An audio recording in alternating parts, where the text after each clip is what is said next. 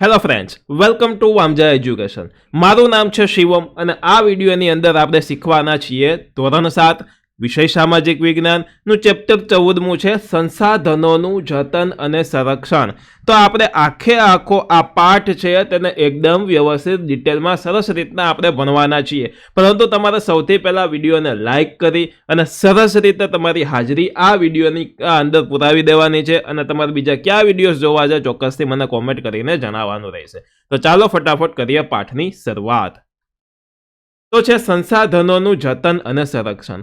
શબ્દો સમજીએ સૌથી પહેલા કે સર સંસાધનોનું જતન અને સંરક્ષણ એટલે શું? તો કે જોઈએ તો જુઓ, જતન અને સંરક્ષણનો અર્થ એ થાય કે એને આપણે સાચવવું. માની લ્યો કે મારી પાસે કોઈ એક વસ્તુ છે, બરોબર, તો એને મારું જતન અને સંરક્ષણ કરવી એટલે કે એની સાચવવી અને એની સુરક્ષા કરવી, બરોબર. આને કહેવાય જતન અને સંરક્ષણ. પરંતુ પ્રશ્ન એ થાય કે સંસાધનો એટલે શું? તો કે બાળકો, સંસાધનો એટલે કે આપણી હવા છે, જમીન છે, વનસ્પતિ છે, જે ખનિજો છે. ખનિજો એટલે શું? તો કે પેટ્રોલ, ડીઝલ વગેરે આપણા પેટાળમાંથી મળે. તો આ બધી વસ્તુને આપણી સંસાધનો કહેવાય. અને આ બધી વસ્તુ છે આપણું અર્થતંત્ર હોય તેની કરોડરજ્જુ છે. અર્થતંત્ર એટલે શું? તો કે આપણો દેશ કેટલો આગળ છે, કેટલો સમૃદ્ધ છે, એની એક જાતની કરોડરજ્જુ છે. કારણ કે આ બધી વસ્તુના લીધે આપણે ખૂબ જાજા પૈસા કમાતા હોઈએ અથવા તો આપણા બધાના ઘર સંસાર ચાલતા હોઈએ, એટલા માટે એના કરોડરજ્જુ કહેવામાં આવે છે. તો જોઈએ, સમજીએ, તમે બધી જ વસ્તુ સરસ રીતના સમજશો. તો સંસાધન પૃથ્વી પરથી મળતા અને માનવીને ઉપયોગમાં આવતા કુદરતી પદાર્થને સંસાધન કહે છે. કે જે પૃથ્વીમાંથી મળે છે અને મનુષ્યને ઉપયોગમાં આવે છે તેને કહેવાય સંસાધન. જેમ કે હવા, જળ, જમીન, વનસ્પતિ અને ખનિજો, બરોબર. આ બધા સંસાધન થઈ ગયા. ના સ્વરૂપમાં આપણને મળેલી કુદરતી બક્ષિસ એટલે કે કુદરતી ભેટ એટલે કુદરતી સંસાધન. સંસાધનો રાષ્ટ્રીય અર્થતંત્રની કરોડરજ્જુ છે. આપણા દેશનું જે એટલે કે આપણું જે રાષ્ટ્ર છે તેનું અર્થતંત્રની કરોડરજ્જુ છે. તે લોકોની શક્તિ અને સમૃદ્ધિના આધારસ્તંભ છે. આપણા લોકોની શક્તિ અને આપણી જે સમૃદ્ધિ છે તેનું તે આધારસ્તંભ છે. સંસાધનોની કેટલીક ચોક્કસ વિશિષ્ટતાઓ અને ઉપયોગિતાઓ છે અને સામાન્ય રીતે સંસાધનો મર્યાદિત માત્રામાં ઉપલબ્ધ હોય છે. જો આ સંસાધનો સામાન્ય રીતે મર્યાદિત માત્રામાં હોય, જેમ કે પેટ્રોલ, ડીઝલ છે, જંગલો છે, તો આ બધું છે એ ખૂટી જાય એવા સ્ત્રોતો છે. એટલે કે પુનઃ અપ્રાપ્ય સ્ત્રોતો તમે ખનિજોને એને કહી શકો કે જે એક વખત ખૂટી જાય તો પછી પાછા બનતા હજારો લાખો વર્ષ લાગતા હોય, એટલે મર્યાદિત છે. તો આને આપણે સાચવવું એ આપણી ફરજમાં આવે અને જેમનો ધ્યાનપૂર્વક આપણે વ્યવસ્થિત ઉપયોગ કરવો જોઈએ. સામાન્ય રીતે સંસાધનો મર્યાદિત માત્રામાં ઉપલબ્ધ હોય છે. તે સંસાધનોને વધુ ઉપયોગી બનાવવા આપણે વિવિધ તકનીકોનો ઉપયોગ કરવો જોઈએ. એટલે કે વધારે ઉપયોગમાં આવે એના માટે અલગ અલગ રીતો ઉપયોગ અપનાવી જોઈએ, એટલે કે તકનીકોનો ઉપયોગ કરવો જોઈએ. હવે જોજો, સંસાધનોના પ્રકાર જોઈએ તો સંસાધનો આપણને વિવિધ રીતે ઉપયોગી છે. ખેતીથી શરૂ કરીને ઉદ્યોગો અને પરિવહનની પ્રવૃત્તિ સુધી તમામ પ્રવૃત્તિઓમાં પ્રત્યક્ષ કે પરોક્ષ રીતે કુદરતી સંસાધનો આપણે ઉપયોગ કરીએ છીએ. જો આપણે ઉઠીએ તો સૌથી પહેલાં શું કરીએ? જાગ્યા તો સૌથી પહેલાં પાણી પીએ. તો પાણી એટલે શું થયું? એક જાતનું સંસાધન થયું, બરાબર. ખેતી કરીએ તો ખેતીમાં પાણી આપવું પડે, તો આ પણ એક જાતનું સંસાધન થયું. આપણી જમીન છે તો જમીને એક જાતની સંસાધન થઈ. પર્વતો છે, આ પણ એક જાતના સંસાધનો થયા. ખોરાક તરીકે જમીન અને વનસ્પતિમાંથી પ્રાપ્ત થતી વિવિધ સામગ્રી, ઈંધણ અને ઉર્જા તરીકે સંસાધનો આપણે ઉપયોગ કરીએ છીએ. ઘરે આપણે ગેસ ચલાવીએ તો આ ગેસમાં આપણે એક વાયુ જાતો હોય, જેમ કે એલપીજી વાયુનો યુઝ કરતા હોય, તો આ એલપીજી છે એ પણ એક જાતનો કુદરતી ગેસ છે, એટલે કે એ પણ એક જાતનું સંસાધન છે. સંસાધનોને સામાન્યતઃ બે જૂથોમાં વહેંચવામાં આવે છે. જો સંસાધનોના પ્રકાર કેટલા, આપણે પ્રશ્ન પૂછે કે સંસાધનોના પ્રકાર કેટલા, તો બે. એક છે કુદરતી અને બીજું છે માનવ નિર્મિત. કુદરતી એટલે કે કુદરત પાસેથી મળેલું, માનવ નિર્મિત એટલે કે આપણે બનાવેલું. ભૂમિ, જળ, ખનિજો અને જંગલો આ કુદરતી સંસાધનોમાં સમાવેશ થાય છે. જોજો, ખાસ સમજો, સંસાધનોના બે પ્રકાર પડે. એક છે કુદરતી અને એક છે માનવ સર્જિત. હવે આ જે કુદરતી સંસાધન છે ફરી પાછા એનાય બે પ્રકાર પડશે. એક છે જૈવિક અને એક છે અજૈવિક. આ રીતના બે પ્રકાર પડે છે. તો શું શીખા? સંસાધનોના કેટલા પ્રકાર પડે? બે, કુદરતી અને માનવ સર્જિત. હવે ત્યારબાદ જોજો કે કુદરતી સંસાધનોનો સમાવેશ થાય છે અને તેમાં પણ બે પ્રકાર પડે છે, એક છે જૈવિક અને એક છે અજૈવિક. જેમાં ભૂમિ, હવા, જળ, જમીન આ અજૈવિક સંસાધનો છે, જ્યારે જંગલો અને પ્રાણીઓ આ જૈવિક સંસાધનો છે. માનવીએ સર્જેલા ઔદ્યોગિક એકમો, સ્મારકો, ચિત્રકળા અને સામાજિક સંસ્થાઓ વગેરે માનવ નિર્મિત સંસાધનો છે, એટલે કે મનુષ્યએ બનાવેલા સંસાધનો છે, જેને કૃત્રિમ સંસાધનો પણ કહેવામાં આવે છે. મનુષ્યમાં રહેલી જ્ઞાન, બુદ્ધિ, કૌશલ્ય, સ્વાસ્થ્ય અને અન્ય ગુણોનો સમાવેશ પણ માનવ સંસાધનમાં થાય છે. અને કુદરતી સંસાધનોના વિકાસ માટે માનવ સંસાધન હોવું જરૂરી છે. જો કુદરતી સંસાધનોનો વિકાસ થાય એના માટે માનવ સંસાધન હોવું ખૂબ જરૂરી છે, બરાબર. મનુષ્યનું સંસાધન હોવું ખૂબ અગત્યનું છે. કેટલાક એવા સંસાધનો છે જે ચોક્કસ સમયમાં સ્વયં નિર્માણ પામે છે. ઘણા સંસાધનો એવા છે કે જે ચોક્કસ સમયની અંદર સ્વયં એટલે કે પોતે પોતાની જાતે નિર્માણ પામે. તમે કહેશો કે કોણ? તો કે જુઓ, ઝાડપાન છે, પશુ પક્ષીઓ છે વગેરે પોતાની જાતે પેદા થવાની ક્ષમતા હોય છે. અને આમ વન અને વન્યજીવ ચોક્કસ સમયમાં નિર્માણ પામતા રહે છે. વનસ્પતિ છે તો ચોક્કસ સમયમાં એ નિર્માણ થતી રહે, જંગલોની અંદર હોય તો. સંસાધનોના સંરક્ષણ એટલે કે આ જે સંસાધનો છે તેનું સંરક્ષણ કેવી રીતના કરવું, તેમને બચાવવા કેવી રીતના, તો એ જોઈ લઈએ. તો કુદરતી સંસાધનો મર્યાદિત છે અને જ્યારે માનવીની જરૂરિયાતો અમર્યાદિત છે. જો કુદરતી સંસાધનો મર્યાદિત, જ્યારે આપણા જેવા માનવી હોય એની જરૂરિયાતો અમર્યાદિત, બરોબર. એટલે કે જરૂરિયાતો પૂરી જ ન થાય ગમે એટલું આપણે રહીએ તોય. તો છેલ્લા કેટલાક વર્ષોથી તકનીકી ક્ષેત્રે થયેલા અસાધારણ વિકાસ અને વસ્તી વિસ્ફોટથી, જો તકનીકી ક્ષેત્રે એટલે કે ટેકનોલોજી ક્ષેત્રે ખૂબ વિકાસ છેલ્લા ઘણા વર્ષોથી થયો છે અને સાથે સાથે વસ્તી વિસ્ફોટ થયો છે, એટલે કે વસ્તીની સંખ્યા પણ ખૂબ વધેલી છે. તો આ સંસાધનોનો ઉપયોગ ખૂબ વધી ગયો છે, એકા સંસાધનોનો યુઝ છે તે વધી ગયો છે. અને આ પરિસ્થિતિ વિશે ગંભીરતાથી નહીં વિચારીએ તો આપણે તેના માઠા પરિણામો ભોગવવા પડશે, એટલે કે ખૂબ અઘરા પરિણામો, ખૂબ ખરાબ પરિણામો આપણે ભોગવવા પડે. અને એટલે જ ભવિષ્યની પેઢીઓ માટે સંસાધનોનું રક્ષણ કરવું એ આપણા સૌની ફરજ છે. માની લ્યો કે અત્યારે આપણે એટલા બધા પેટ્રોલ ડીઝલવાળા વાહન ચલાવી લઈએ કે જેથી કરીને પૃથ્વીના પેટાળની અંદર પેટ્રોલ ડીઝલ પતી જાય. તો આપણા બાપ, આપણા જે છોકરાઓ છે, બરાબર, એ શું કહેશે કે એની પાસે થોડુંક પેટ્રોલ ડીઝલ વધ્યું હોય, બરાબર, થોડું ઘણું તો મળતું હોય, તો એ પ્રયોગશાળા હોય, લેબ હોય, એની અંદર હોય કે ભાઈ જુઓ આ પેટ્રોલ ડીઝલથી અમારા બાપ દાદા છે તે વાહનો હાંકતા અને હાડા એટલું વાપરી નાખ્યું કે અમારે ખૂટાડી દીધું, હવે અમારા ભાગમાં આવતું જ નથી, બરાબર. તો એવું કહેશે. એટલે આપણે થોડુંક ધ્યાન રાખવું જોઈએ બધી વસ્તુનું. એટલે જ ભવિષ્યની પેઢીઓનું સંસાધનનું રક્ષણ કરવું એ આપણા સૌની ફરજ છે. સંસાધનોનું રક્ષણ એટલે સંસાધનોનો વિવેકપૂર્ણ ઉપયોગ. જો સંસાધનોનો ઉપયોગ કર્યા વગર ચાલવાનું જ નથી, ઉપયોગ તો આપણે સૌ કરવાનો જ છે, પરંતુ વિવેકપૂર્ણ ઉપયોગ થવો જોઈએ, વ્યવસ્થિત થવો જોઈએ. અને કેટલાક સંસાધનો પોતાની મેળે જ ચોક્કસ સમયમાં હિસ્સાની પૂર્તિ કરે છે. ઘણા સંસાધનો એવા હોય કે જે ચોક્કસ સમય થાય એટલે પોતાની જાતે જ તે ક્રિએટ થઈ જાય, એટલે કે બની જાય છે, અથવા તો અખૂટ હોય છે, એટલે કે તે ખૂટતા જ નથી, બરાબર. અને જેને નવીનીકરણીય સંસાધનો કહેવાય. પ્રશ્ન પૂછે કે નવીનીકરણીય સંસાધનો એટલે કેવા સંસાધનો? તો કે જે ખૂટે નહીં તેવા સંસાધનો. એનું એક તમને સોલિડ ઉદાહરણ આપું તો એ છે સૂર્યપ્રકાશ. સવાર ઉગ થાય સૂર્યનો પ્રકાશ આવવાનો જ છે, એ ખૂટવાનો જ નથી. વાપરો ને ગમે એટલો વાપરવો હોય એટલો, ગમે એટલા સોલાર પેનલ લગાડો ને, સૂર્યપ્રકાશ છે તે ખૂટવાનો જ નથી. તો આવા સંસાધનોને નવીનીકરણીય સંસાધનો કહેવામાં આવે છે. યાદ રાખજો, પ્રશ્ન પૂછાય છે આમાંથી. જેમ કે જંગલો, સૂર્યપ્રકાશ એકવાર વપરાયા પછી પુનઃ ઉપયોગમાં લઈ શકાતા નથી કે બનાવી શકાતા નથી, તેને અનવીનીકરણીય સંસાધનો કહેવાય. જોવો, આ અનવીનીકરણીય લખેલું છે કે એકવાર એને વાપરી લ્યો, પેટ્રોલ છે એને વાપરી લીધું તો પાછા આપણે બનાવી શકતા નથી, કારણ કે હજારો લાખો વર્ષ લાગે પેટ્રોલને બનવા માટે. તો આને અનવીનીકરણીય સંસાધનો કહેવામાં આવે છે, જેમ કે પેટ્રોલ, ખનિજ કોલસો અને કુદરતી વાયુ.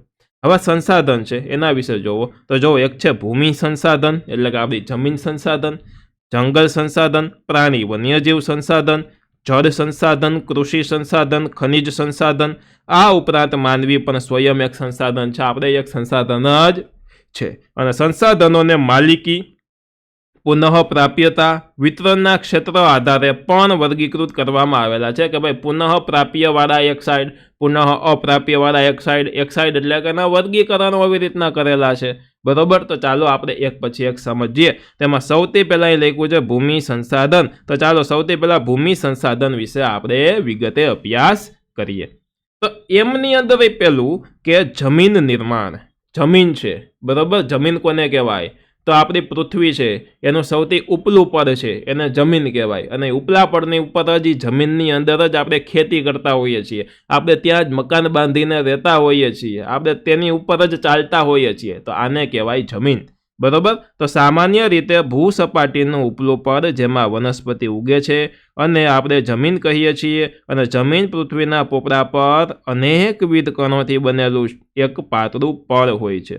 ખડકોના નાના મોટા ટુકડા, કાંકરા, માટીની રજ કે જે અજૈવિક છે તેને આપણે રેગોલિથ કહીએ છીએ, અને જેમાં જૈવિક દ્રવ્યો, હવા, પાણી ભળતા જમીન બને છે.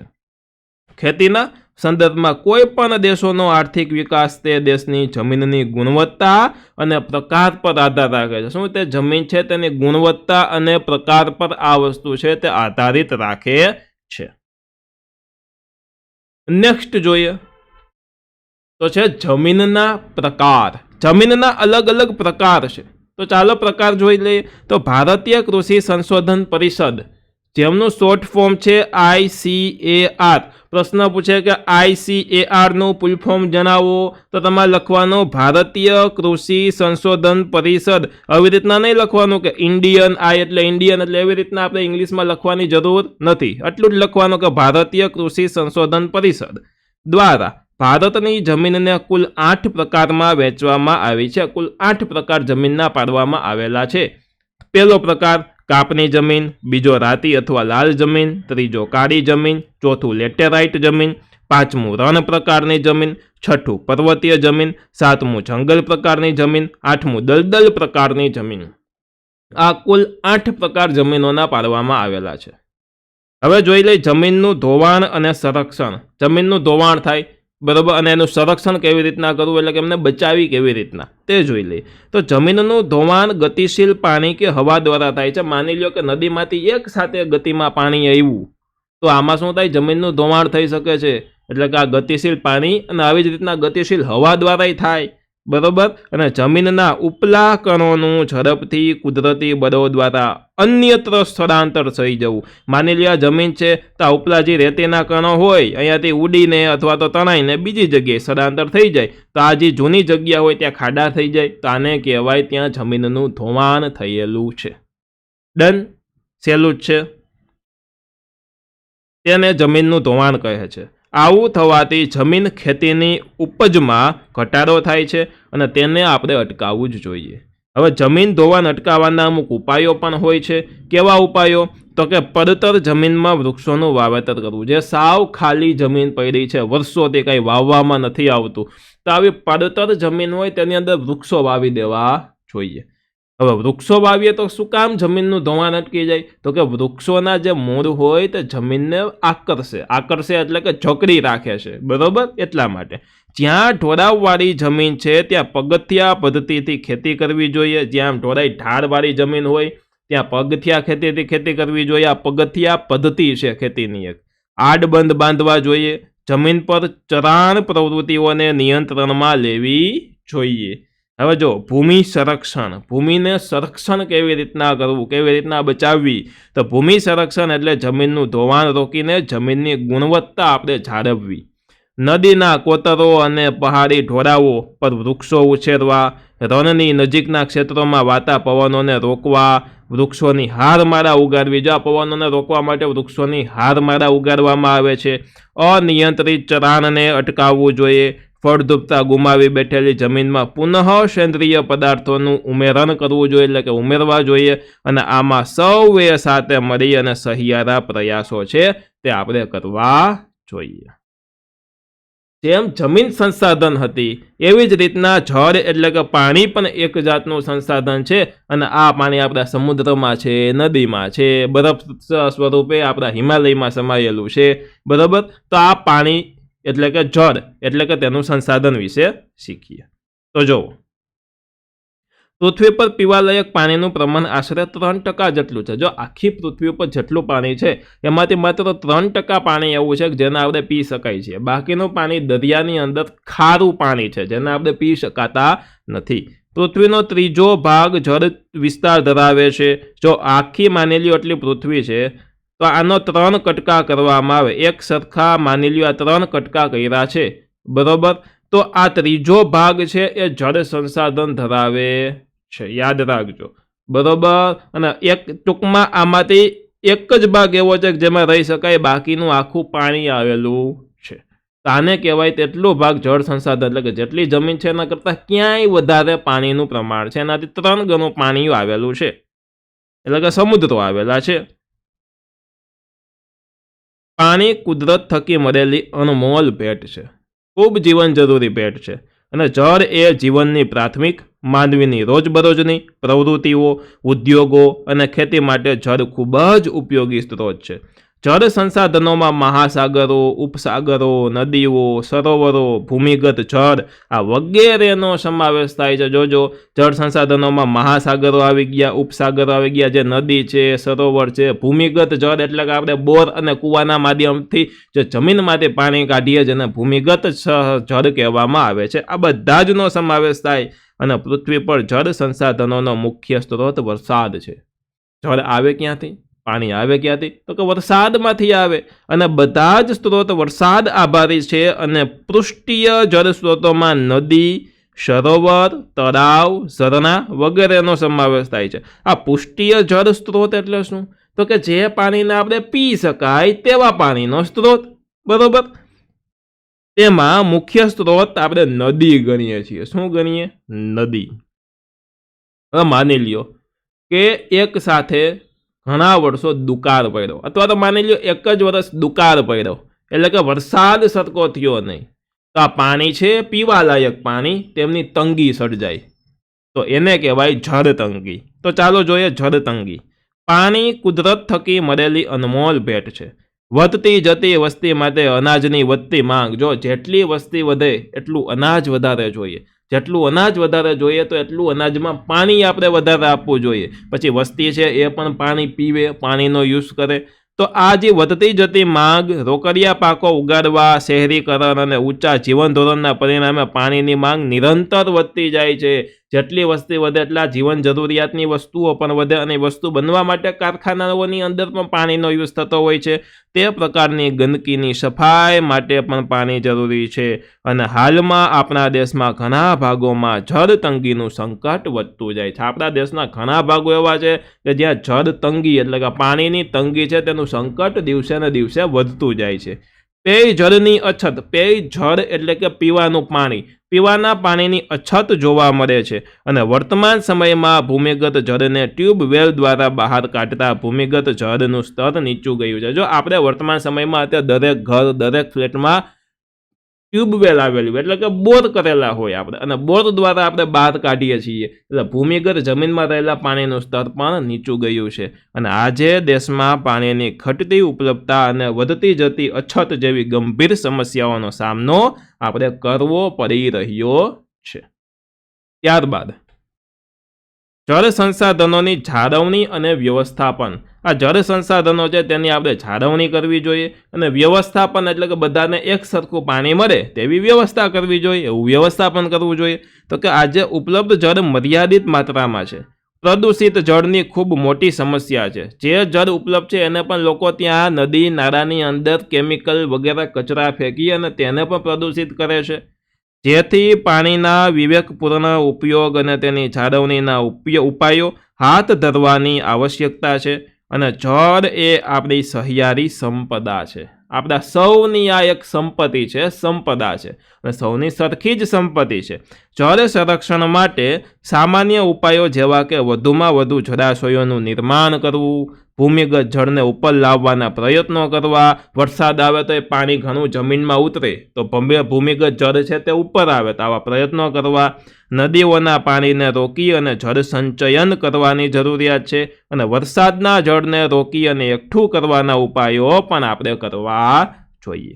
જેમ કે બંધારા તૈયાર કરવા, પોષ કૂવા બનાવવા, ખેત તલાવડી વગેરેનું નિર્માણ કરવું જોઈએ અને આ સિવાય લોક જાગૃતિ લાવી અને જળ સંરક્ષણમાં લોક ભાગીદારી આપણે વધારવી જોઈએ.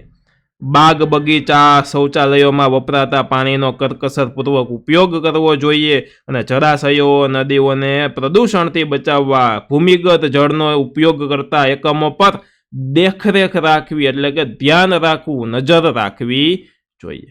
આ જે પ્રવૃત્તિ આપેલી હોય એ પ્રવૃત્તિ તમારે તમારી જાતે કરવાની છે, બરોબર. કેટલા કૂવા સાવ સૂકા હોય છે ને એવા બધા અલગ અલગ સવાલો છે જેને તમે તમારી જાતે કરી શકો છો. નેક્સ્ટ, ખનિજ સંસાધન. જેમ જળ સંસાધન હતી, જમીન સંસાધનો હતી, એવી જ રીતના છે ખનિજ સંસાધન. એટલે કે આપણા જે ખનિજો છે જેની અંદર પેટ્રોલ, ડીઝલ, પછી કુદરતી ગેસ આવે છે, તો આ બધા જ ને ખનિજ સંસાધનમાં આપણે લઈ શકાય.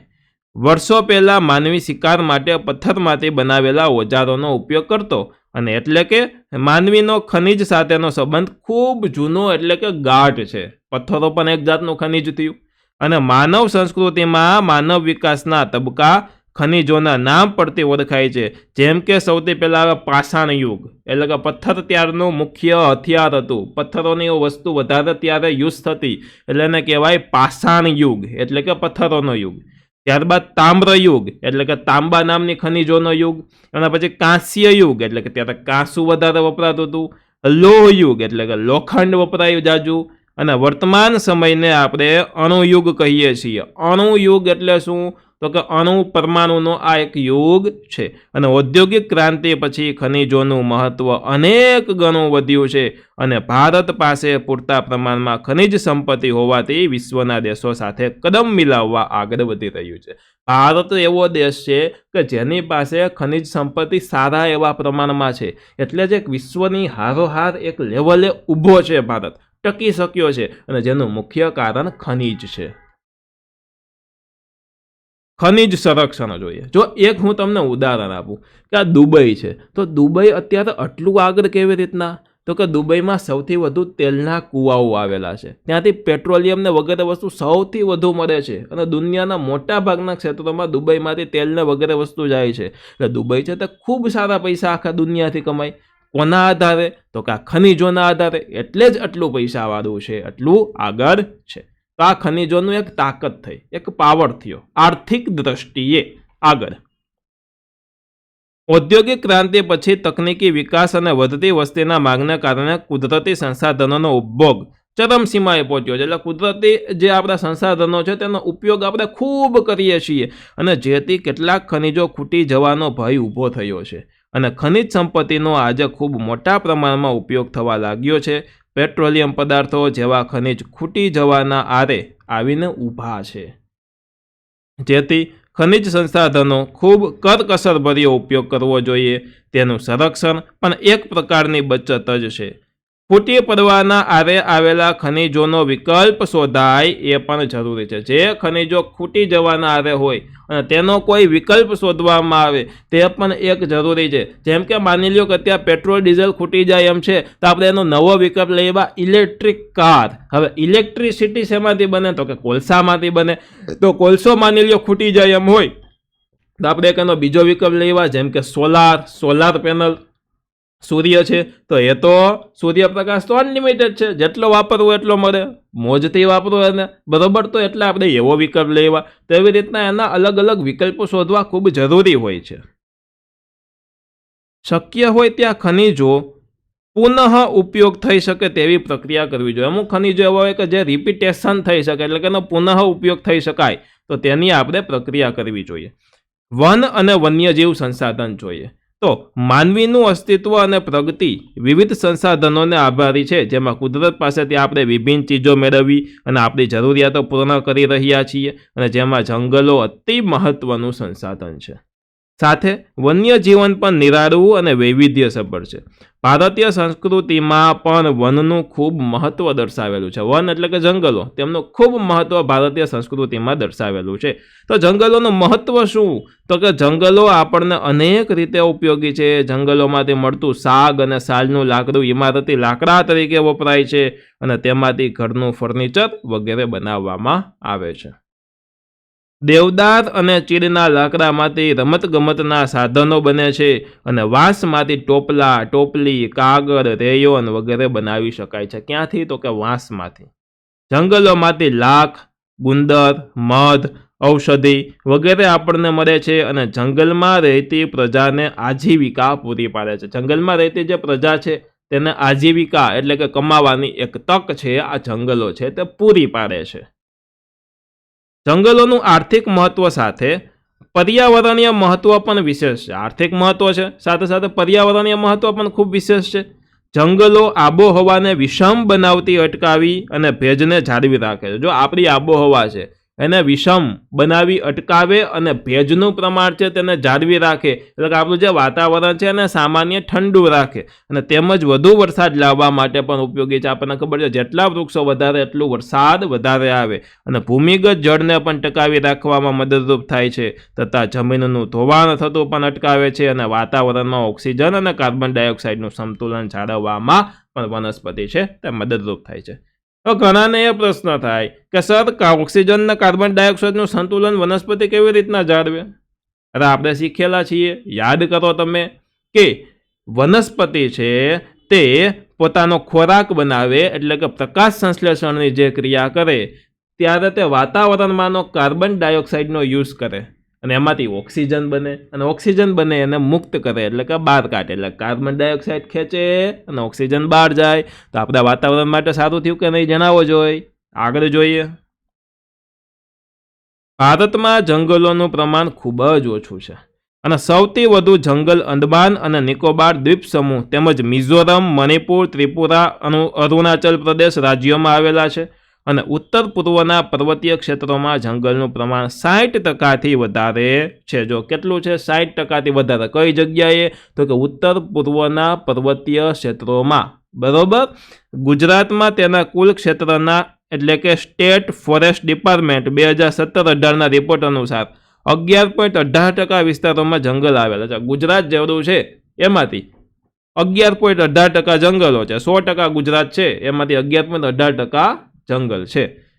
રાષ્ટ્રીય વન નીતિ અનુસાર કુલ ભૂમિગત ભાગના 33% વિસ્તારમાં જંગલો હોવા જોઈએ. જો રાષ્ટ્રીય વન નીતિ છે તેના અનુસાર કુલ ભૂમિ જેટલી જમીન છે એના 33% ભાગમાં તો એવું કહે છે કે જંગલો હોવા જ જોઈએ, પરંતુ આપણે ગુજરાતમાં 11.18% જ જંગલો છે. એ ક્યારે ગણ્યું હતું? 2017-18માં ગણ્યું હતું. અત્યારે ઓછાઈ હોઈ શકે, કદાચ થોડાક વધાઈ હોય, મોસ્ટ ઓફ ઓછા જ હોય. બરોબર. ભારતમાં જંગલોનું પ્રમાણ લગભગ 23% જેટલું છે. આખા ભારતમાં યુઝ કરો તો આખા ભારતને તમે 100% ગણો તેમાંથી માત્ર 23% ભાગમાં જ જંગલો આવેલા છે. ત્યારે હોવા જોઈએ કેટલા ટકા ભાગમાં? 33% ભાગમાં તો હોવા જ જોઈએ. હવે છે વન સંરક્ષણ. વનને સાચવવું, સંરક્ષણ કરવું. તો આજે જંગલો ઝડપથી નષ્ટ થઈ રહ્યા છે. ઘટતા જતા જંગલો વિશ્વની મોટી સમસ્યા બની છે અને વન ઘટવાના ઘણા કારણો છે, જેમ કે માનવીની જમીન મેળવવાની ભૂખ. લોકો છે જમીન મેળવવી હોય તો જમીનમાં જંગલો હોય, બરોબર, તેના તરફ જ કબજો કરે. ઉદ્યોગો માટેનો કાચો માલ મેળવવા માટે ક્યાંથી મળે? જંગલોમાંથી મળે. ઇમારતી લાકડું મેળવવા, શહેરીકરણ વગેરેના લીધે જંગલો ખૂબ ઝડપથી ઘટી રહ્યા છે. અત્યારે જંગલોના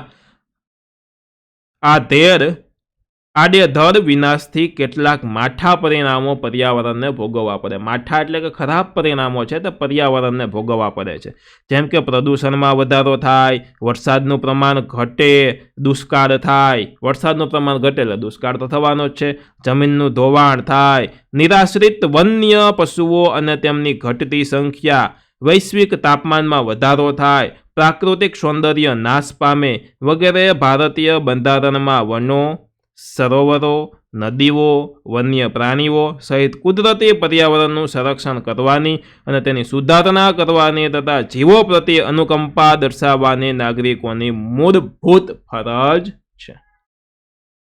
વન અને વન્યજીવોને કાયદા દ્વારા પણ રક્ષણ પૂરું પાડવામાં આવે છે. કાયદો પણ આપણે બનાવેલો હોય છે, બરોબર. અને એ કાયદાનું જો કોઈ ઉલ્લંઘન કરે એટલે કે એ કાયદો જો કોઈ તોડે તો જેમાં સજાની પણ જોગવાઈ કરવામાં આવેલી છે, એટલે કે તેને સજા પણ કરવામાં આવે છે.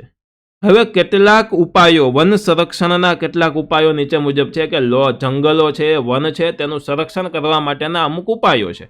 જેમ કે પર્યાવરણ શિક્ષણ અને પર્યાવરણની જાગૃતિ લાવવાથી વન સંરક્ષણ કરી શકાશે. લોકોને એજ્યુકેટ કરવા જોઈએ કે આ બાબત વિશે. વિવિધ સ્પર્ધાઓ પ્રવૃત્તિઓ દ્વારા જંગલોનું મહત્વ સમજાવવું જોઈએ. જેમ કે આપણે એક જાતની ડ્રોઈંગ કોમ્પિટિશન કરીએ કે એમાં એવું ડ્રોઈંગ કરવાનું કે જેમાં જંગલોનું મહત્વ સમજાવાતું હોય, બરાબર. તો આ રીતના સમજાવી શકાય.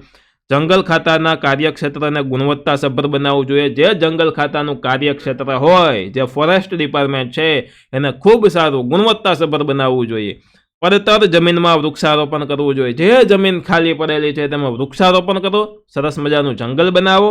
શાળામાં ઇકો ક્લબની રચના કરી અને વિવિધ પ્રવૃત્તિ કરવી જોઈએ અને વૃક્ષારોપણ, વન મહોત્સવ જેવા કાર્યક્રમોનું મહત્વ આપવું. આવા કાર્યક્રમોને ખૂબ મહત્વ આપવું જોઈએ. હવે આપણા જે જંગલો છે એને લગતા આપણે અમુક ઉજવણી પણ કરતા હોઈએ છીએ, અમુક દિવસ આપણે મનાવતા હોઈએ છીએ. જેમ કે ઉજવણીના વિવિધ દિવસોમાં 21મી માર્ચ છે તો એને વિશ્વ વન દિન, એટલે કે આ તો આખા વિશ્વમાં મનાવવામાં આવે વિશ્વ વન દિનને. 5મી જૂન છે તો વિશ્વ પર્યાવરણ દિન મનાવવામાં આવે. 4થી ઓક્ટોબરે વન્ય પ્રાણી દિવસ બરાબર ઉજવવામાં આવે અને 29 ડિસેમ્બરે જૈવ વિવિધતા દિવસ મનાવવામાં આવે. એના પછી છે વન્ય જીવ સંસાધન. વન્ય જીવ, વન્ય એટલે જંગલ અને જંગલમાં રહેતા જીવ, આને કહેવાય વન્ય જીવ.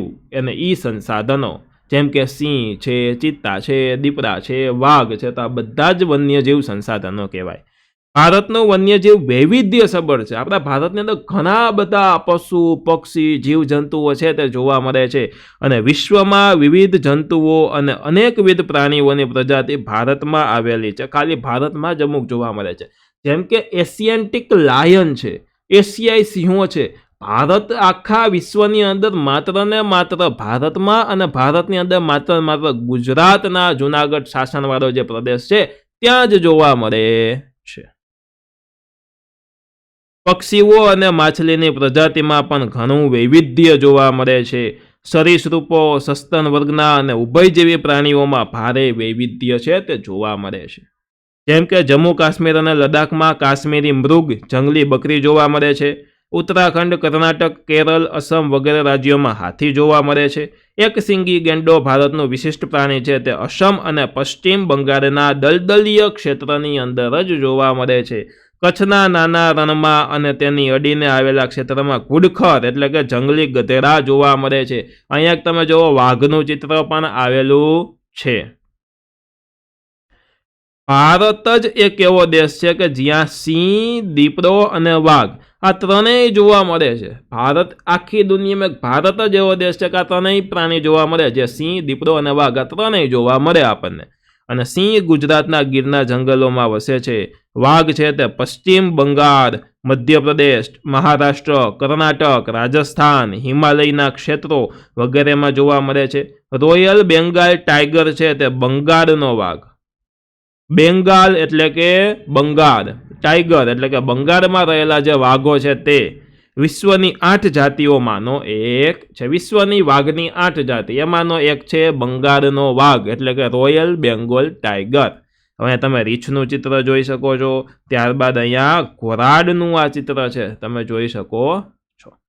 ચાલો, એમના પછી આવે દાતા, જેસોર, વિજયનગર, ગુજરાતના ડેડિયાપાડા અને રતનમહાલ વિસ્તારોમાં રીંછ જોવા મળે છે. ભારતમાં બતક, પોપટ, કાબર, કબૂતર, મેના વગેરે જાતિના પક્ષીઓ મોટી સંખ્યામાં આપણને જોવા મળે છે. અને ગુજરાતનું નર સરોવર એશિયામાં આવતા યાયાવર પક્ષીઓ માટે જાણીતું છે. આખા શિયાળામાં આવતા, બરોબર, શિયાળાની ઋતુમાં આવતા યાયાવર પક્ષી.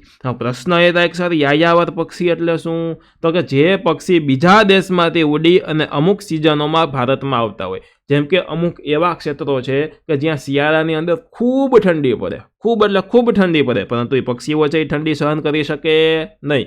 એટલે ઓછી ઠંડી ધરાવતા વિસ્તારમાં તે સ્થળાંતર કરે અમુક સમય માટે, અને એ લોકો ભારતમાં આવે અને ભારતની અંદર રહેલા ગુજરાતના નર સરોવરમાં એ પક્ષીઓ આવે, અને એવા પક્ષીઓને યાયાવર પક્ષીઓ કહેવામાં આવે જે ફોરેનથી આવેલા હોય. બરાબર, તો આ યાયાવર પક્ષીઓ માટે જાણીતું છે, જેમાં સુરખાબ ગુજરાતનું રાજ્ય પક્ષી છે. ઘણા લોકોને નહીં ખબર કે ગુજરાતનું રાજ્ય પક્ષી કયું, તો એ છે સુરખાબ. યાદ રાખજો. ભારતના સાગર કિનારે મેકરલ, ઝીંગા, બુમલા, શાર્ક, ડોલ્ફિન, એમના પછી સાલ્મન વગેરે પ્રજાતિની માછલીઓ છે તે જોવા મળે છે. બરાબર, તો આ બધી માછલીઓ થઈ ગઈ. ભારતમાં વિવિધ પ્રકારના હરણ અને સાપની અનેક પ્રજાતિઓ જોવા મળે છે. વિવિધ પ્રકારના હરણ હોય, સાપોની અનેક પ્રજાતિઓ પણ સાથે સાથે જોવા મળે. કેટલા અલગ અલગ પ્રકારના સાપ જોવા મળે છે.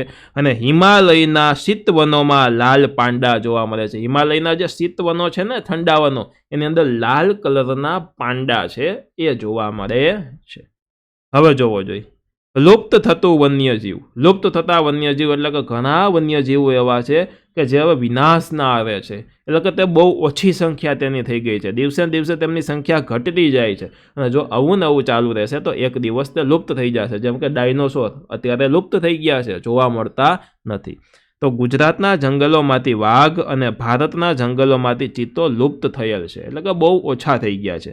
અને કેટલાક પક્ષીઓમાં ચકલી, ગીધ, સારસ, કુંવર, કોરાડ અને ઘડિયાળ મગર, આ મગરનો એક પ્રકાર છે. બરાબર, એના પછી ગંગે, ડોલ્ફિન જેવા પ્રાણીઓ લુપ્ત થવાના આરે છે. અને ગુજરાતની નર્મદા, તાપી, સાબરમતી વગેરે નદીઓમાં જોવા મળતી જળ બિલાડી છે એ પણ અત્યારે સંકટમાં છે, એટલે કે લુપ્ત થવાના આરે છે. જો અહીંયા લાલ પાંડાનું આ ચિત્ર છે. પછી આ ઘડિયાળ મગર હોય ને, એનું મોઢું જોવો, આમ અલગ ટાઈપનું આમ લાંબુ મોઢું હોય, અને અત્યારે આવી મગર બહુ ઓછી જોવા મળે. બરાબર, એના પછી આ ગંગે ડોલ્ફિન છે, આ ડોલ્ફિનનું ચિત્ર. એના પછી આ જળ બિલાડી તમે ચિત્ર જોઈ શકો છો. હવે જોઈએ વન્યજીવ સંરક્ષણ. એટલે કે આપણે આ જે વન્યજીવ જોયા, બરાબર, તેમને સંરક્ષણ કેવી રીતના કરવું, એટલે કે જે આ લુપ્ત થતા જે વન્યજીવો છે તેમને આપણે તેમનું પ્રમાણ કેવી રીતના વધારવું, તેમને લુપ્ત થતા કેવી રીતના અટકાવવા, તેઓને કેવી રીતના બચાવવા, એની આપણે માહિતી જોઈએ. તો સદીઓથી વન્યજીવોના સંરક્ષણ માટે કાયદા થતા આવ્યા છે. કાયદા છે, જ્યારે સમ્રાટ અશોકે વન્યજીવના રક્ષણ માટે કાયદા કરાવ્યાની નોંધ ઇતિહાસમાંથી મળે છે. અને આજે પણ તે માટેના કાયદા છે. મોટા ભાગના રાજ્યોમાં સ્ટેટ વાઇલ્ડ લાઈફની રચના થયેલી છે. કેવી? સ્ટેટ વાઇલ્ડ લાઈફ, એટલે કે રાજ્યના વાઇલ્ડ લાઈફની એક રચના થયેલી છે. અન્ય વૈશ્વિક સંસ્થાઓ પણ તેમના માટે કામ કરી રહી છે. હવે જોવું, વન્યજીવ સંરક્ષણ માટે નીચે મુજબના કાયદાના પગલાં લેવા જોઈએ. જો આ વન્યજીવોનું સંરક્ષણ કરવું હોય તો આ જે કાયદાઓ છે એ કાયદાઓના પગલાં આપણે એકદમ કડકથી લેવા જોઈએ, એટલે કે અમલમાં કરવું જ જોઈએ બધાએ. તો કે વન્યજીવો પર થતા અત્યાચાર અને શિકાર પ્રવૃત્તિ અટકાવવા કડકમાં કડક અમલ કરવો જોઈએ. જંગલના વન્યજીવોની ગણતરી સમયાંતરે કરતી રહેવી જોઈએ. વન્યજીવો છે એની ગણતરી સમયે સમયે કરતી રહેવી જોઈએ, જેથી કરીને ખ્યાલ આવે કે ક્યાં વન્યજીવો ઓછા થાય છે, ક્યાં વધારે થાય છે. જંગલ વન્યજીવોને કુદરતી સંરક્ષણ પૂરું પાડે છે, અને તેથી જંગલોનો વિનાશ થતો અટકાવવો જોઈએ. લોકોને વન્યજીવોનું મહત્વ સમજાવી અને વન્યજીવ સંરક્ષણની આપણે સમજ છે તે આપવી જોઈએ. જંગલમાં લાગતી આગને ડામવા ઝડપથી પ્રયત્નો કરવા જોઈએ. જો જંગલમાં આગ લાગે તો ઠારવા, ડામવા એટલે કે ઠારવા પ્રયત્નો કરવા જોઈએ. વન્યજીવોને તબીબી સારવાર મળે તેવા પ્રયત્નો કરવો જોઈએ. કોઈ વન્યજીવ બીમાર છે તો એને સારવાર મળે તેવા પ્રયત્નો કરવા જોઈએ. તેમની પણ હોસ્પિટલો હોવી જોઈએ. વન્યજીવો માટે સંરક્ષિત ક્ષેત્રોનો વિકાસ કરવો જોઈએ, એટલે કે એ ક્ષેત્રો છે એ વન્યજીવો માટેનો જ છે. સંરક્ષિત એટલે કે સુરક્ષાવાળો વિસ્તાર છે, ત્યાં લોકોને જવા પર પણ પ્રતિબંધ હોય. પ્રચાર પ્રસાર માધ્યમો દ્વારા જાગૃતિ ફેલાવવી જોઈએ, અને વન્યજીવ સંદર્ભે વન્યજીવોની જરૂરિયાતો જેવી કે પાણી, ખોરાક, કુદરતી આવાસ પૂરતા પ્રમાણમાં મળે તેવી આપણે વ્યવસ્થા છે તેને ગોઠવવી જોઈએ. એમના પછી એક આવે છે કે રણ પ્રદેશનું જીવન. આપણા ભારતની અંદર અને એમાંય ગુજરાતમાં રણ આવેલું છે, જેમ કે કચ્છની અંદર રણ છે, બરાબર, તમને ખ્યાલ હોય. તો ચાલો રણ પ્રદેશનું સરસ મજાનું જીવન જોઈએ. તો એમાં સૌથી પહેલાં આવે સહારાનું ગરમ રણ. સહારાનું ગરમ રણ પણ આવેલું છે. સહારાનું ગરમ રણ વિશ્વનું સૌથી મોટું રણ છે અને આ રણ ઘણું વિશાળ છે, એટલે કે ખૂબ મોટું છે. અહીંયા તમે આ આકૃતિ જુઓ, આ આકૃતિ છે આફ્રિકા ખંડની છે અને એ આફ્રિકા ખંડની અંદર અહીંયા સહારાનું રણ આવેલું છે, તમે જોઈ શકો છો. અને તે વિશ્વનું સૌથી મોટામાં મોટો ભાગ છે આ રણનો છે અને આ ગરમ રણો છે. કેવા રણો છે? તો કે ગરમ રણો છે, યાદ રાખજો. સહારાની આબોહવા ગરમ અને શુષ્ક છે. શુષ્ક એટલે સૂકી છે. વરસાદ ખૂબ ઓછો પડે છે. વનસ્પતિ વિહોણા આ પ્રદેશમાં દિવસનું તાપમાન 50°C સુધી પહોંચી જાય છે, તો રાત્રિનું તાપમાન 0°C જેટલું નીચું પણ થઈ જાય છે. દિવસે 50°C તાપમાન એટલે ખૂબ ગરમી અને રાત્રે 0°C તાપમાન એટલે ખૂબ ઠંડી પડવા લાગે છે. બરોબર, આ રણ પ્રદેશ છે. વનસ્પતિ અને પ્રાણી જગત. સહારાના રણમાં કાંટાળી વનસ્પતિ, ખજૂરના વૃક્ષો વગેરે આવેલા છે અને રણ પ્રદેશ હોવાથી ખૂબ ઓછી વસ્તી જોવા મળે છે. ત્યાં વસ્તી ખૂબ ઓછી છે. રણમાં ખજૂરના વૃક્ષોથી ઘેરાયેલા રણદ્વીપ પણ આવેલા છે.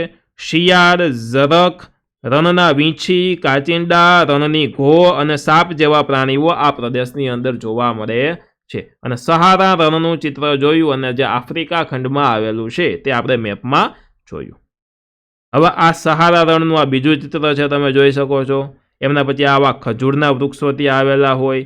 પછી અમુક જગ્યાએ ખનિજ તેલ ક્ષેત્ર, એટલે કે જ્યાં જમીનમાંથી ખનિજ તેલો નીકળતા હોય તેમાં આ ટાઈપના મશીન ફિટ કરેલા હોય. બરોબર, અહીંયા પારંપરિક માટીના ઘરોના ચિત્ર છે. તો જુઓ, હવે છે લોકજીવન. તો ક્યાંનું લોકજીવન? તો કે રણ પ્રદેશમાં લોકો કેવી રીતે જીવે તે આપણે શીખવાનું છે. તો સહારાની વિષમ આબોહવામાં પણ લોકજીવન ધબકતું જોવા મળે છે, એટલે કે ત્યાં લોકો જોવા મળે, લોકો રહે છે અને પાછા સુરક્ષિત રહે છે. જેમાં બેદુઈન, તુઆરેંગ અને બર્બર જેવી જાતિના લોકો વસે છે. આ જાતિ છે લોકોની, બરોબર, તે ત્યાં વસે છે. મોટે ભાગે તેઓ ઘેટા, બકરા અને ઊંટ જેવા પ્રાણીઓને પાળે છે. ઊંટ છે તે રણનું વહાણ કહેવાય, આપણને ખ્યાલ છે. જેમાંથી તેઓ દૂધ, ચામડું અને ઊન પ્રાપ્ત કરી અને જીવન જરૂરિયાતની ચીજ વસ્તુઓ જેવી કે જાજમ, કપડાં, ગરમ ધાબળા બનાવે છે.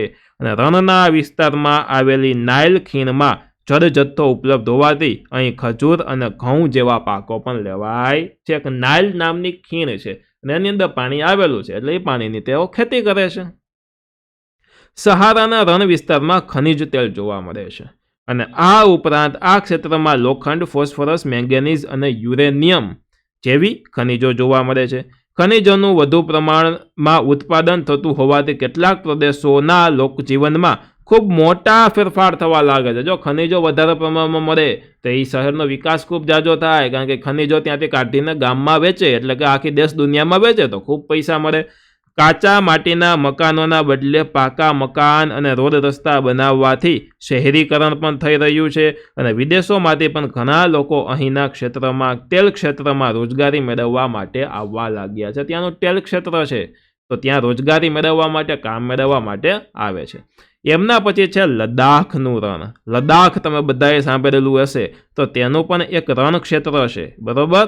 તો અહીંયા જોવા લદ્દાખ છે, અહીંયા જમ્મુ કાશ્મીર છે, જમ્મુ કાશ્મીરની બાજુમાં લદ્દાખ આવેલું છે.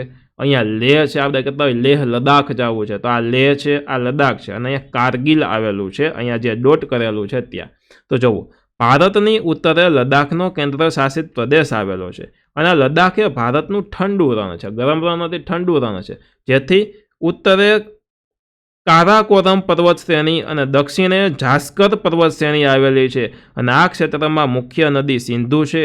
ઊંચાઈના કારણે અહીં હવા ખૂબ પાતળી અને આબોહવા ઠંડી છે. જો આ ક્ષેત્ર છે એ આપણા દેશમાં થોડાક ઊંચાઈવાળા ભાગમાં આવેલું છે અને જેમ જેમ ઊંચાઈએ જાવ એમ એમ હવા પાતળી થાય. આપણે એક પાઠમાં જોયું આગળ, બરોબર. એટલે ત્યાંની હવા પાતળી છે અને ઠંડી આબોહવા છે સાથે સાથે, અને શુષ્ક પણ છે, એટલે કે સૂકી આબોહવા છે.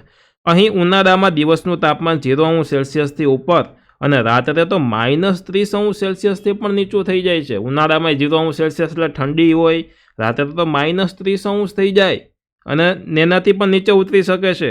અને વરસાદનું પ્રમાણ પણ ખૂબ ઓછું રહે છે, ખૂબ ઓછો વરસાદ થાય તો સ્નોફોલ થાય, બરોબર. તો આપણે જે જોયું ચિત્ર એ જમ્મુ અને કાશ્મીર તથા લદ્દાખ કેન્દ્ર શાસિત પ્રદેશ છે. હવે જો અહીંયા જાણવા જેવું છે કે લદ્દાખને ખાપા ચાન પણ કહે છે અને જેનો મતલબ થાય છે હિમભૂમિ. હિમ એટલે કે બરફ, બરફની ભૂમિ. જો વનસ્પતિ અને પ્રાણી જીવન, તો વનસ્પતિ અને પ્રાણી જીવન વિશે હવે આપણે શીખીએ. તો લદ્દાખનું ઠંડુ રણ શુષ્ક વાતાવરણ ધરાવતું હોવાથી ત્યાં ખૂબ ઓછી વનસ્પતિ છે. વનસ્પતિનું પ્રમાણ કેવું છે? ઓછું છે. ઓછી વનસ્પતિ આવેલું છે. ફક્ત ટૂંકું ઘાસ જોવા મળે છે. નાનું ઘાસ ખાલી જોવા મળે, જે પાલતુ જાનવરોને ચરાવવા માટે ઉપયોગમાં લેવાય છે. પાલતુ જાનવરો છે ત્યાં, એમાં ચરી શકે એના માટે ઉપયોગમાં લેવાય છે. ખીણ પ્રદેશોમાં દેવદાર અને પોપલરના વૃક્ષો જોવા મળે છે. અને લદ્દાખમાં પક્ષીઓની વિવિધ જાતિઓ જેવી કે દેવચકલી, એમના પછી રેડ સ્ટાર્ટ, ચુકર, ગ્રેન્ડલા, સ્નો, પાર્ટરીચ, બરફનું તેતર, ટિબેટનો સ્નોકોક, એમના પછી રેવેન અને હપ જોવા મળે છે. જ્યારે ભારતીયોમાં હિમદીપડા, લાલ લોમડી, એમના પછી મારમોટ એટલે કે મોટી ખિસકોલી. મારમોટ એટલે મોટી ખિસકોલી આવે, ખિસકોલીમાં મોટી સાઇઝ આવે, એને મારમોટ કહેવાય. એમના પછી ગેરુવા છે, એટલે કે ગેરુવા રંગનું રીંછ, બરાબર, એક જાતનું કેસરી કલર જેવું રીંછ. અને હિમાલયના તાહર જેવા જોવા મળે છે. દૂધ અને માંસ મેળવવા જંગલી બકરી, ઘેટા અને યાક પ્રાણીઓ પાળવામાં આવે છે. અને યાકના દૂધમાંથી તેઓ પનીર બનાવે છે. અને ઘેટા, બકરા તથા યાકના ઊનનો ઉપયોગ કરી અને ગરમ કપડાં ત્યાં બનાવવામાં આવે છે. કારણ કે ઠંડી ખૂબ હોય, ગરમ કપડાની જરૂર પડવાની જ છે. અહીંયા તમે જુઓ તો આ લદ્દાખના ખેતરો છે. અને અહીંયા અખરોટનું આ વૃક્ષ છે. જો આ અખરોટ છે, તો આ પણ એ જગ્યાએ ત્યાં બને છે, બરોબર, ઉગે છે ત્યાં. હવે ત્યાંના લોકો, તો કે લદ્દાખ તેના પહાડી સૌંદર્ય અને સંસ્કૃતિ માટે જાણીતું છે. લદ્દાખનું સૌંદર્ય પહાડી અને પહાડ માટે ત્યાં જાણીતું છે. અને પહાડ માટે જાણીતું છે એટલે દેશ દુનિયામાંથી ત્યાં લોકો છે ફરવા જાય છે, બરોબર. બર્ફીલા પ્રદેશને માણવા માટે ત્યાં જાય છે. અહીં મોટા ભાગે ઇન્ડો આર્યન, તિબેટિયન, લદ્દાખી પ્રજાતિઓના લોકો વસે છે. અને જેમાં મોટા ભાગના લોકો બૌદ્ધ ધર્મ પાળે છે. લદ્દાખ ક્ષેત્રમાં અનેક બૌદ્ધ મઠો આવેલા છે, જેમાં હેમિસ, થિક્સે, રો વગેરે છે. અહીંયા જુઓ તમે, બૌદ્ધ મઠો છે, એમનું પણ ચિત્ર અહીંયા આપેલું છે. ઉનાળાની ઋતુમાં અહીં જવ, બટાકા, વટાણા જેવી ખેતી કરે છે. ક્યારે? તો કે ઉનાળામાં. એના પછી મહિલાઓ ઘરકામ, ખેતીકામ સાથે સાથે નાના વ્યવસાયો જેવા કે દુકાન કરવી, ગરમ કપડાં વણવું વગેરે પણ કરે છે. અહીં તિબેટિયન સંસ્કૃતિના બહોળા ફેલાવને કારણે આને નાના તિબેટ તરીકે પણ ઓળખવામાં આવે છે. કહેવા તો કે નાના તિબેટ તરીકે પણ ઓળખવામાં આવે છે. હવે જોઈએ, અહીંના લોકો સાદું અને સરળ જીવન જીવે છે. બહુ સાદું અને સરળ, સરસ મજાનું જીવન જીવે. અને અહીંના લોકોની રોજગારી મોટે ભાગે પ્રવાસન ઉદ્યોગ સાથે જોડાયેલી છે. લોકો છે ત્યાં ફરવા જાય, તો લોકો ફરવા જાય તો તેનું પ્રવાસન ક્ષેત્ર ત્યાં વિકસ્યું છે, એટલે પ્રવાસન સાથે વધારે સંકળાયેલું છે. દેશ વિદેશથી લોકો અહીં ફરવા આવે છે. અહીંયા મઠો, ઘાસના મેદાનો અને હિમ નદીઓ જોવાલાયક છે. સાથે સાથે અહીંના લોકોના ઉત્સવો અને ધાર્મિક અનુષ્ઠાનો જેવા કે એક લાવો છે, બરાબર. આ ધાર્મિક ઉત્સવો ત્યાંના લોકોના જોવા, આ પણ એક સરસ મજાનો લાહવો છે. આમ લદ્દાખનું જીવન એક અદ્ભુત જોવા લાહવો છે અને જોવું માનવું ખૂબ સરસ મજાનો લાહવો છે. અહીંયા તમે આ જોવો તો આ છે ખરદુંગલા નામની જગ્યા, બરોબર. અહીંયા જોવો, લદ્દાખનો આ પારંપરિક પોશાક છે, આ લોકોએ પહેરેલો છે, પહેરવેશ છે, લોકોએ સરસ મજાનો પહેરેલો છે. લદ્દાખનું મુખ્ય શહેર લેહ છે, અને જે હવાઈ અને જમીન માર્ગે જોડાયેલું છે. હવાઈ અને જમીન માર્ગે લેહ છે તે જોડાયેલું છે. ત્યાંથી રાષ્ટ્રીય ધોરીમાર્ગ નંબર 1A, રાષ્ટ્રીય ધોરીમાર્ગ નંબર એટલે કે નેશનલ હાઈવે 1A નામનો નેશનલ હાઈવે છે તે પસાર થાય છે. આધુનિકરણથી અહીંના જીવનમાં પણ પરિવર્તન આવવા લાગ્યું છે. છતાં અહીંના લોકો પ્રકૃતિ સાથે કદમ મિલાવીને ચાલે છે. પ્રકૃતિ સાથે કદમ મિલાવીને ચાલે અને પ્રાકૃતિક વસ્તુઓનો ખૂબ જ કરકસરપૂર્વક ઉપયોગ કરી અને પોતાનું જીવન છે તેને વિતાવે છે, એટલે કે જીવે છે. હવે આપણે લદ્દાખનું રણ જોઈ લીધું, બરાબર, સહારાનું રણ જોઈ લીધું. તો આપણું ગુજરાત થોડુંક પાછળ રહી જાય. ગુજરાતની અંદર આવેલું છે કચ્છનું રણ. તો ચાલો જોઈએ કચ્છનું રણ. ગુજરાત રાજ્યની ઉત્તર પશ્ચિમે કચ્છનું રણ આવેલું છે. ક્યાંનું? તો કે કચ્છનું રણ છે. અને કચ્છના રણની પશ્ચિમે પાકિસ્તાન દેશ અને ઉત્તર પૂર્વ રાજસ્થાન રાજ્ય આવેલું છે. અને તેના બે ભાગ પડે છે. બે ભાગ પડે રણના. એક છે નાનું રણ, એક છે મોટું રણ, એટલે કે નાનું અને મોટું રણ. વિસ્તાર જે ખંડીય છાજલી ઉચ્ચકવાને લીધે બન્યો હોય તેવું જાણવા મળ્યું છે. અને ગુજરાતના કચ્છ જિલ્લામાં આવેલા આ રણ થરના રણનો એક ભાગ છે. થરનું રણ આવેલું છે તેનો આ ભાગ ગણવામાં આવે છે. અને અહીં સફેદ રણ પણ આવેલું છે, વ્હાઇટ રણ, સફેદ રણ, આપણે વ્હાઇટ ડેઝર્ટ કહેતા હોઈએ છીએ. અને અહીંની આબોહવા ગરમ અને સૂકી છે.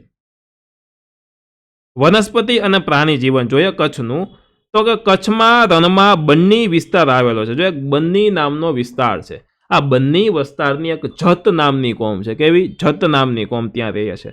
અહીં વિવિધ પ્રકારના ઘાસ અને કાંટાળા ઝાખરા જોવા મળે છે.